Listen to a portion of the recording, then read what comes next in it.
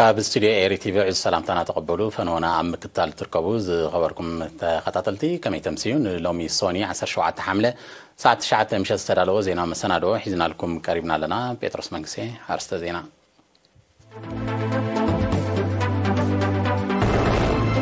عبد زوا ماكل نتفتات معقاب ماين حمدن تبوق قسقاس يمزغب الله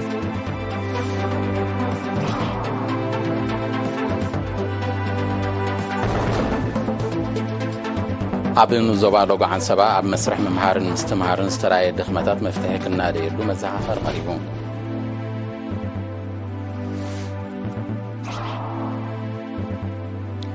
عبد الزوبا قردت عب دحنة مجلس سبن انسسان زتكور سلطانات وحيبون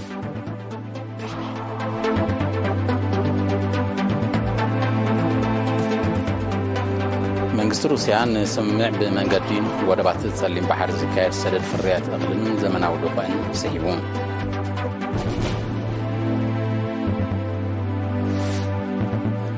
قدامي منستر العراق عبد كتما دماسكو مس بريزيدنت بشار الأسد تراقي بزتيو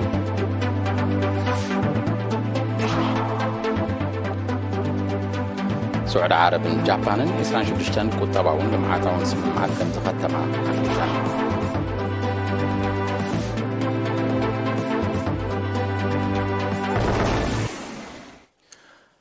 عب زوا ماكل نتفتات معقاب ماين حمدن بحافشا مسرحن مصغانن حرشاون قناتاون زالاتات دما بفلاي صبو غسغاس يمزغب كم زلو نصبصا وكيل ارينا يوناتان يعبيو بمتقاس يوناس ابراهام كقربوي عب زوا ماكل اكبابن تحستون ناب نوبر نمملاس السلاسل زلو نتفتات معقاب ماين حمدن صبو غسغاس يمزغب الله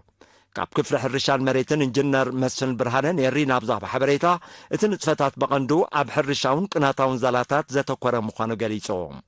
ابز عمت زي شحن 710 هكتار حدش حرشاوي زالاك سراح 4420 هكتار دما كصغن مدب كم زوصه كابو شحن 19 هكتار حدش كسراح كلو 2582 هكتار كم تصغن زغلصه انجنر مسفن ازي مسناي زحلف عمت تمساسال غزي كنصاصر كلو ب 31 ميتاويت وسخ كم زراي ابريهم اب حرشاو زالا بزمكت شحن 710 هكتار كنزال مدنينا كابزي شحن 19 هكتار تزالي 59.6% كان مدننا اتجينا لماتي اب سجنا حرشاو زالا بزمكتها 4420 هكتار كنزال مدنينا نيرنا كابزي 3580 هكتار تزالي 58.4% كان مدننا تتغيير بحاف الشهر الحرشاو زالا تعامل صباحات مس نايد حلف عن التمساسال غزي خنصاصر كله ب 31% وستغيير كم مالته عمتاوي اب حرم حزاتي 314 هكتار قناتاو زالاك سراح مدب كوان تنبره اب 6 ورحي 57 هكتار كم تعمه زخونلو قند مخنيات دما زبزح امام مسرح قناتاو زالا ورحات كرامات سلاز تكبر كم زخونه بمتقاس درو كاب مفارق ورح السنه بسرحتنياتات تكالات منغستي حيلتات مكلخال كوبانياتات هنصا محبرات تقادلتن وفري تمهارون لمعاتن تجماميرو كم زلو غليصو مزحتو ابزي مزراس مرا بسفي زكايد له اكرا ما يدمنتن كراب اندل كراب زي بيت الجش مالتن ابسرجا ابتي ابتن ابيات تمت زي كراب خالتك زي كايدالو بالبوين ببناتو تودي بصراحه لا ابن زرا برفتا بعل عدو تعزجا زوكو ارتفالي بوتات كايدالو ابن زرا قال مسخه الزخارف ndazina دكوهاويتات بمولو كم حجز الجنة صفحات بمتن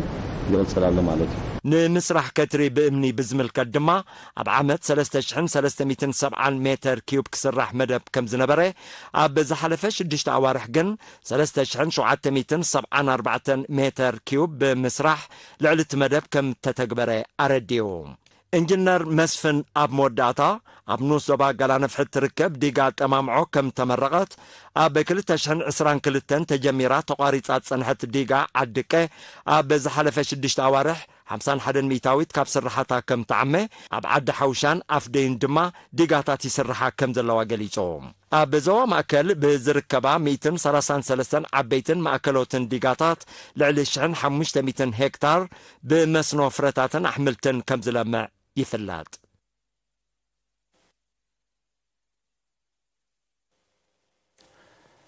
ኣብ ንዞባ ሎጋዓን ሰባ ኣብ 2022-2023 ኣብ መስርዕ ምምሃርን ምስትምሃርን ዝተረኣየ ድኽመታት ብሓፈሻ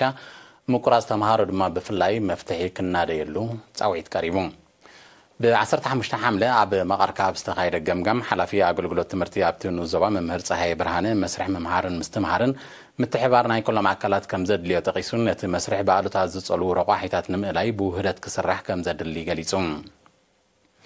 መምህር ፀሃይ ኣስዒቡ ኣብዚ ዝተዛዘመ ዓመተ ትምህርቲ ካብ መዋእለ ህፃናት ክሳብ ካልኣይ ደረጃ ካብ ዝተመዝገቡ 48.3 ሚእታዊት ደቂ ኣንስትዮ ዝርከቦም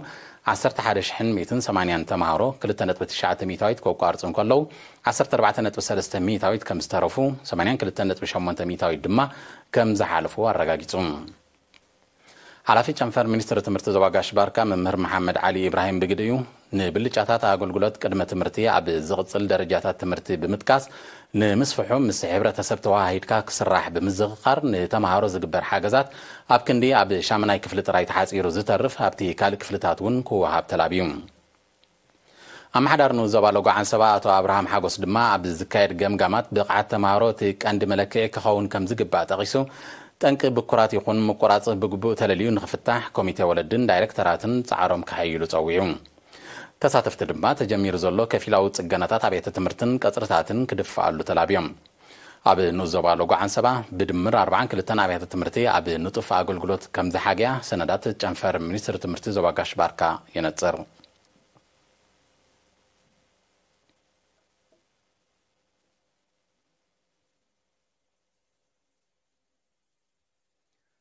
ብኣሃዱ ቁፅፅር ሃብቲ ቡቕልን ሃብቲ እንስሳን ዞባ ጋሽ ባርካ ዝተወደበ ኣብ ድሕነት መግቢ ሰብን እንስሳን ዘተኮረ ስልጠና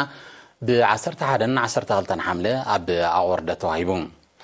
ኣብቲ ስልጠና ካብ ንዞባታት ኣቑርደት ድገ መጎሎ ከርከበት መንሱራን ሎጋዓን ሰባን ዝመፁ 53 ኣባላት ዝተፈላለያ ትካላት ተሳቲፎም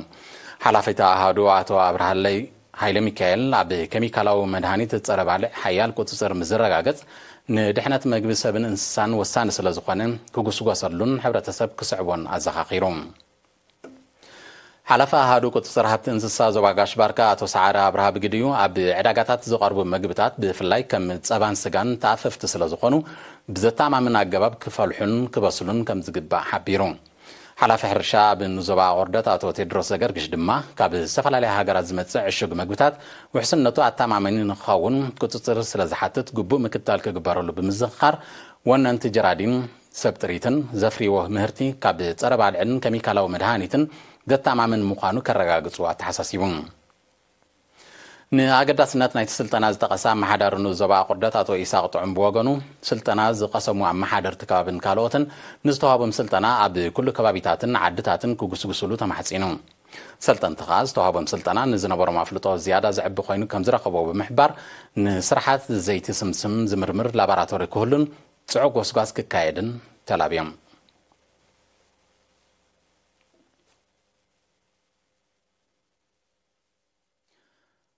ኣብ ዞባ ማእከል ኣብ ድሕነት ትራፊክ ጽርግያ ክነጥፉ ዝተመደቡ 168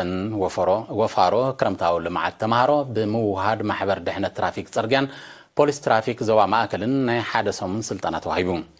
ትማል 16 ሓምለ ኣብ ዝተኻየደ መዛዘመ ስነ ስርዓት ኣዛዚ ፖሊስ ትራፊክ ዞባ ማእከል ሜጀር ሃይለ በራኺ እቲ ስልጠና ነቶም ተምሃሮ ኣብ ርእስቲ ንሓደ ወርሒ ኣብ ጎደናታት ተመዲቦም ዘሰላስልዎ ንጥፈታት ምኽባር ሕግታት ትራፊክ ንቐጻሊ ጉዕዞ ሂወቶምን ሓጋዚ ምዃኑ ብምሕባር ተጠቀምቲ ጽርግያ ክተሓባበርዎም ኣዘኻኺሩ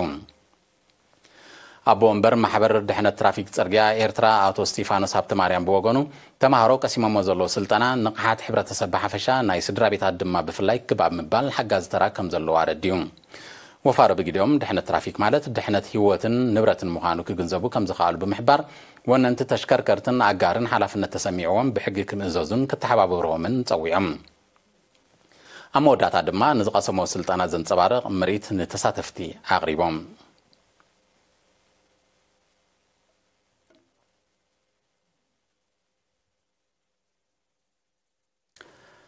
ዓይነ ስውራን መነባብሮኦም ንምቕያር ኣብ መደባት ተሃድሶ ብንጡፍ ከም ዝዋስኡ ምግባር ሓላፍነት መላእ ሕብረተሰብ ምዃኑ ፕሬዚደንት ሃገራዊ ማሕበር ዓይነ ስውራን ኤርትራ ኣቶ ዳዊት ፍሳዬ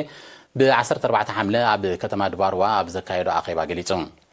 ዕላማንቶ ልኾን ማሕበር ብሰፊሕ ዝገለጸ ኣቶ ዳዊት ሕብረተሰብ ኣብ ዓይነ ስውራን ቁናዕ መለኻኽቲ ሃልይዎ ኣብ ምምሕያሽ መነባብሮም ክትሓባበር ከምኡን ምዑሪ ኣገልግሎት ክረኽቡ ምስ መንግስትን ሃገራውያንን ትካላትን ማሕበራትን ዝምድና ምሕያል ብዕቱብ ዝስራሓሉ ከም ዝኾነ ብምጥቃስ ኣብ ምሕያል ደቂ ኣንስትዮ ዓይነ ስውራን ዓብ ዝላ ከም ዝተመዝገበ ሓቢሩ ወኪል ማሕበር ዓይነ ስውራን ኣብቲ ንዞባ መምህር ሃብቲ ኣስፋ ብወገኑ ዓይነ ስውራን ደገፍ እናተገብረሎም ዝምስገን ገስጋስ የርዩ ከም ዘለው ጠቂሱ ሓገዝ ናይ መላእ ሕብረተሰብ ከይፍለዮም ተላብዩ ሓላፊ ኣሃዱ ማሕበር ኣገልግሎት ኣቶ አብርሃም ዮሴፍ ድማ ማሕበር ንዕላማታቱ ክሳብ ርሑቕ ከባቢ ወሪዱ ክሰርሓሉ ርክብ ማሕበር ምስ ኣባላት ድማ ቀጻልነት ክህልዎ ብምዝኽኻር ማሕበር ዓይነ ስውራን ኣብ ዘካየዶ ንጥፈታት ምምሕዳር ንዞባ ዘድሊ ሓገዝ ክገብር ድሉ ምዃኑ ኣረጋጊጹ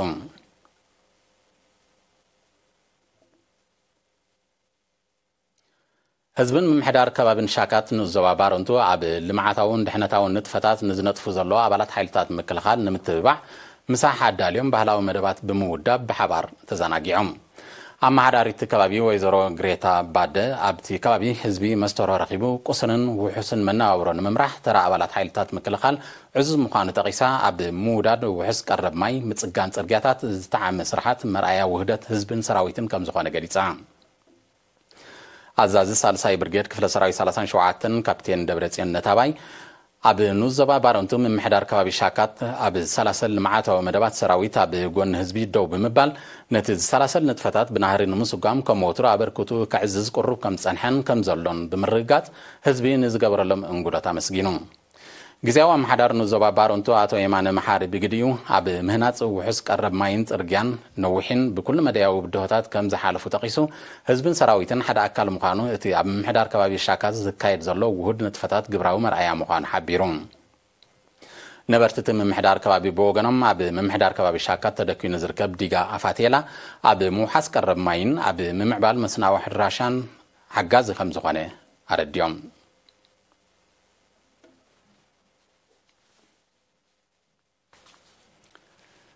ዝኸበርኩም ተኸታተልቲ ስዕብ ኣህጉራዊ ዜናታት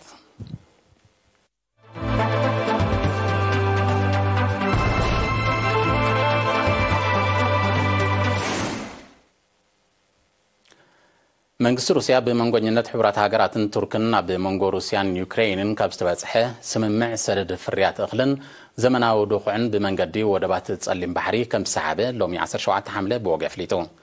ኣፈኛ መንግስቲ ሩስያ ዲሚትሪ ፔስኮቭ ኣብ ዝሃቦ መግለጺ ብመሰረት ስምምዕ ሃገሩ ዘለዋ ሕቶታት ምላሽ ምዝረክብ ጥራይ ናብቲ ስምምዕ ከም ትምለሳ ነጺሩ ዲሚትሪ ፔስኮቭ ኣብ መግለጺኡ ትስምምዕ ምስቲ ዩክሬን ትማሊ 16 ሓምለ ኣብ ልዕሊ ንወሽመጥ ክሬምያ ምስ ካልእ ክፋል ሩስያ ዘራህብ ቀንዲ ድልድል ዘካየደቶ መጥቃዕቲ ምትእስሳር ከም ዘይብሉ ሓቢሩ ፕሬዚደንት ሩስያ ቭላድሚር ፑቲን ብ13 ሓምለን ማዕከናት ዜና ሃገሩ ኣብ ዝሃቦ መግለጺ በቲ ስምምዕ መሰረት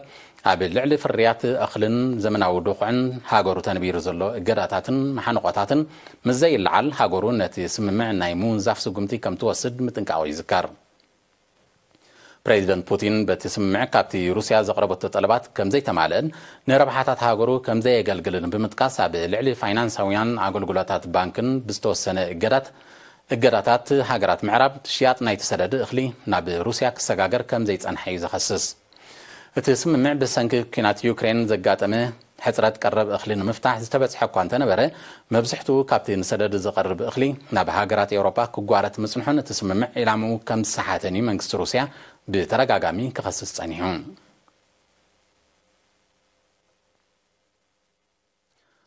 ቀዳማይ ሚኒስተር ኢራቅ መሐመድ ሻዕ አልሱዳኒ ትማሊ 16 ሓምለ ከተማ ደማስቆ ብምብጻሕ ምስ ፕሬዚደንት ሶሪያ ባሻር አልአሳድ ተራኺቡ ከም ዘተየ ተቃሊሑ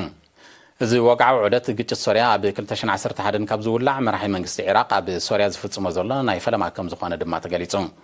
ክልቲኦም መራሕቲ ኣብ ዝሃቦ ጋዜጣዊ መግለጺ ኣብ ምቅላስ ስግረ ዶባዊ ሽበራዊ ንጥፈታት ዘይሕጋዊ ምስጋር ዕፀፋርስ ምምላስ ሶርያውያን ስደተኛታት ከምኡን ኣብ ልዕሊ ሶርያ ጸኒዑ ዘሎ እገዳታት ሃገራት ምዕራብ ኣመልኪቶም ከም ተዘራረቡን ኣብ ምርዳ ከም ዝበጽሑን ገሊጾም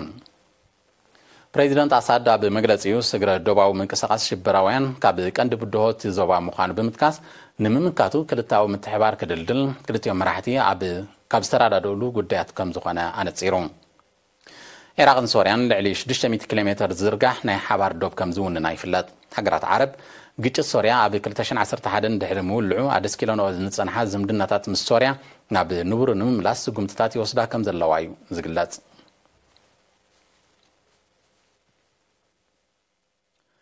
سعودي عربን ጃፓንን ብውሕዱ 26 ቁጠባውን ልምዓታውን ስምምዓት ከም ዝኸተማ ኣፍሊጠን። እቲ ስምምዓት ኣብ ሰለስተ ሃገራት ማእከላይ ምብራቕ ዑደት ዘካየድ ዘሎ ቀዳማይ ሚኒስትር ጃፓን ፉሚዮ ኪሺዳ ትማል 16 ሓምለ ምስ ወራስ ዓራት ስዑድያ መሐመድ ቢን ሳልማን ኣብ ዘካየዶ ርክብ ተበፂሑ። ክልቴን ሃገራት ኣብ ጽላት ጸዓት ብሓፈሻ ኣብ ምምዕባል ተሓዳሲ ጸዓት ድማ ብፍላይ ከም ዝተሓጋገዛ ኣብቲ ኣብ ከተማ ጅዳ ዝተካየደ ርክብ ገሊጸን። ሃገሩ ቀረብ ጸዓት ጃፓን ንምውሓስ ከም ትሰርሕ ወራስ ዓራት መሐመድ ቢን ሳልማን ኣብቲ ርክብ ተመባፂዑ። ምዘካዚ ስዑዲ ዓረብን ጃፓንን ኣብ ዕደና ብርቂ ማዕድናት ምድሪ ብሓባር ከም ዝሰርሓ ኣፍሊጠን ኣለዋ። ቀዳማይ ሚኒስትር ጃፓን ፉሚዮ ኪሺዳ ዕደቱ ናብ ሕብራት ኢማራት ዓረብን ቀጠርን ብምቕጻል ተመሳሳሊ ስምምዓት ክኽትም ትጽቢት ይግበር።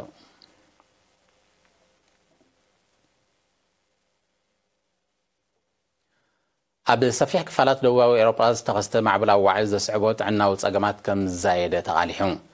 ኢጣልያ፣ ግሪክ፣ ቱርክን ሃገራት ባልካንን በቲ ኩነታት ሕልፊ ካልኦት ተሃስያን ምህላውን ዝጠቐሱ ጸብጻባት ክብረ ወሰን ክሕዝ ዝኽእል መጠን ዋዕይ ተኸሲቱ ከም ዘሎ ኣፍሊጦም። ኣብ ዞባ ሳርዲንያ ናይ ኢጣልያ ኣብዚ ሰሙን እዚ ክሳብ 47 ዲግሪ ሴንቲግሬድ ሙቐት ክምዝገብ ከም ዝኽእል ጸብጻባት ሜትሮሎጂ የጠንቅቑ። በዚ ዝተሻቐለ መንግስቲ ኢጣልያ ኣብ 16 ከተማታት ዝለዓለ ናይ መጠንቀቕታ ኣዋጅ ከመሓላልፍ እንከሎ እቲ ልዑል ሙቐት ከስዕቦ ዝኽእል ሓደጋ ባርዕ መሮር ንምክልኻል ዝግበር ምድላዋት ክሕይል ትእዛዝ ኣመሓላሊፉ ኣሎ። ኣብ ኣህጉር ኤውሮጳ ዛጊት ካብ ዝተመዝገበ ዝለዓለ መጠን ዋዕይ 48.8 ዲግሪ ሴንቲግሬድ ምዃኑ ዝጠቐሱ ጸብጻባት ሜትሮሎጂ ኣብ ወርሒ ነሓሰ 2021 ኣብ ዞባ ሲሲሊ ናይ ኢጣልያ ዝተኸስተ ምንባሩ የርድኡ። እዚ ከምዚ ኢሉ እንከሎ ኣብ ህዝባዊት ሪፓብሊክ ቻይና እውን ተመሳሳሊ ኩነታት ኣየር ተኸሲቱ ከም ዘሎ ዝጠቐሱ ጸብጻባት ትማል 16 ሓምለ ኣብ ሰሜናዊ ምዕራብ ሃገር ኣብ ዝርከብ ዞባ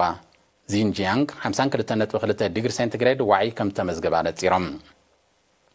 ብተመሳሳሊ ኣብ ደቡባውን ምዕራባውን ሕብራት መንግስታት ኣሜሪካ ተኸሲቱ ብዘሎ ማዕበላዊ ዋዕይ ኣስታት 100 ሚልዮን ሰባት ከም ተጸልዉ ተሓቢሩ። ትማል 16 ሓምለ ኣብ ገለ ከባቢታት ክፍለ ሃገር ካሊፎርኒያ ናይ ሕብራት መንግስታት ኣሜሪካ 53 ዲግሪ ሴንቲግሬድ ዋዕይ ከም ተመዝገበ እዮም ጸብጻባት ሜትሮሎጂ ዝገልጹ።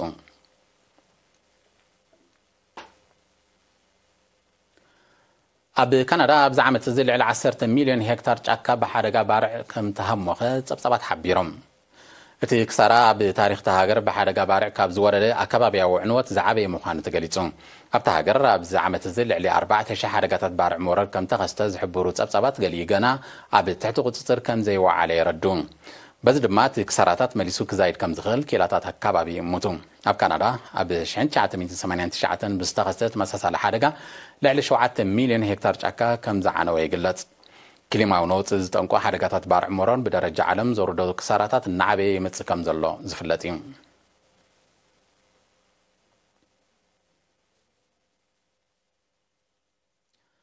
ህዝባዊት ሪፓብሊክ ቻይናን ኣልጄርያን ቁጠባውን ንግዳውን ስምምዕነት ንምድንፋዕ ክሰርሓ ተሰማሚዐን። እቲ ስምምዕ ኣብ ህዝባዊት ሪፓብሊክ ቻይና ናይ 5 መዓልታት ዑደት ዘካይድ ዘሎ ፕሬዚደንት ዓብደልመጂድ ቴቡን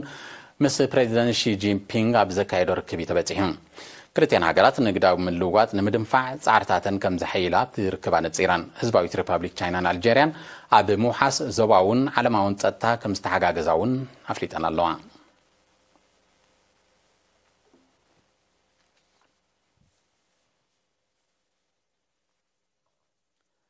ዝኸበርኩም ተኸታተልቲ ዜና ንምፍጻም ኣርስታቱ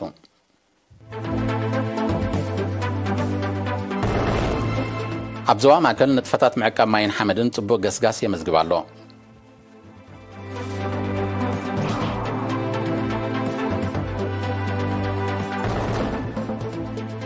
ኣብ ንዞባ ለጓዓት ሰባ ኣብ መስራሕ ምምሃርን ምስትምሃርን ዝተለያየ ድኽመታት መፍትሒ ክናደየሉ መዘኻኸር ቀሪቡ።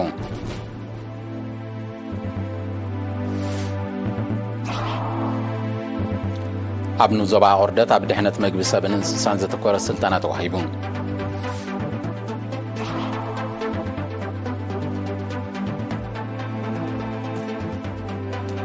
መንግስቲ ሩስያ ንስምምዕ ብመንገዲ ወደባት ጸሊም ባሕሪ ዝካየድ ሰደድ ፍርያት እኽልን ዘመናዊ ድሑዕን ስሒቡ።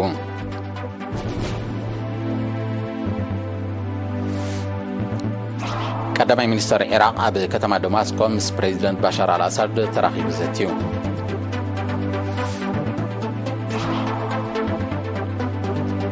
سعودة عرب جابان 26 كتابون لمعاتون سمعات كم زختما أفريقيا